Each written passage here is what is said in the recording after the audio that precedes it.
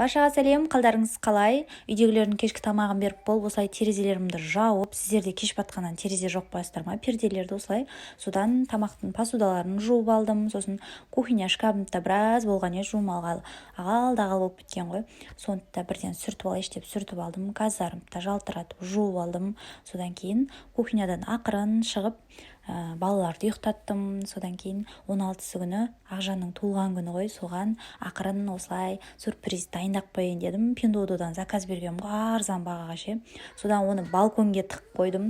Содан ертесіне азында ерте тұрып осылай дайындадым. Сосын Ақжанды ұйқысынан оятып осылай көрсеттім. Вау деп қуанып, киімдерін ауыстырып осылай гүлім бердім. Қыз бала ғой енді деп содан видео суретке түсіріп алдым. Содан кейін Әмірді мектебіне жібердім, киімдерін үтіктеп дайындап. Сосын кешкі тамақтың дайындығын бастадым, манты жасадым кәдеден.